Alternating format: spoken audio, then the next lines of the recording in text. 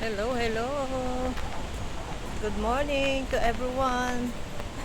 Good morning. Today is 2005, January 1, 2005. So welcome 2005. Year 2005. Bye-bye 2004, 24. So Happy New Year. Kumusta ang inyong mga bagong taon? Ang inyong Noche Buena? Sana kayo naging masaya. Kami dito, buhay OFW, nag-iisa. Ngayon pa lang kami lalabas, magsalo-salo ng mga kaibigan ko. So, magbe-breakfast muna kami ng kaibigan ko. Tapos, a-attend na naman ako sa fellowship mamaya. So, wait lang guys. Tatawid tayo.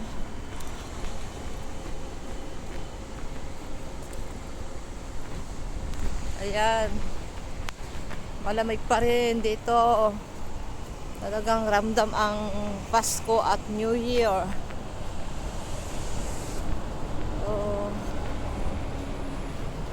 maligayang bagong taon sa inyong lahat, mga guys, mga dati kong subscriber, mga bago dyan. Paki-subscribe naman ako. Salamat. So, malayong aking lalakarin. Magmimit na naman kami ng kasama ko. At kami ay magbe-breakfast muna. Tapos mamaya kanya-kanyang lakad na naman. Para maka-meet tayo ng maraming kasama. Pupunta ako sa fellowship. Kasi pag yung regular na day off namin, Saturday ng kasama ko, yun lang talaga yung the whole day na magkasama kami. Kaya binibigyan namin ng time, panahon sa mga gusto naming imimit ngayon kasi statutory. Yung mga nagde-day off ng Sunday, hindi namin namimit. Kapag statutory,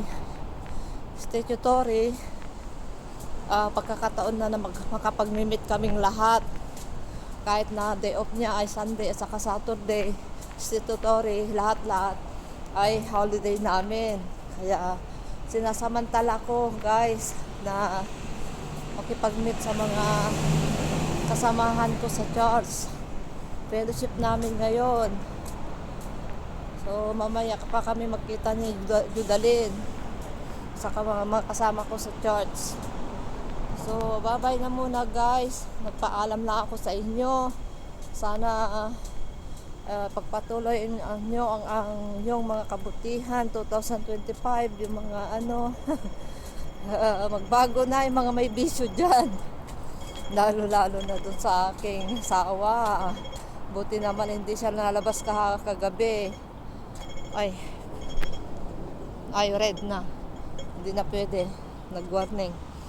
So bye bye na guys, bye bye na, maraming salamat.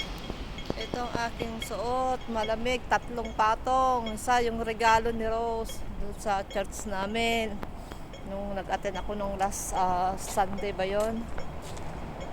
Oo, Sunday. To suot ko na, makikita niya mamaya. Bye bye, thank you.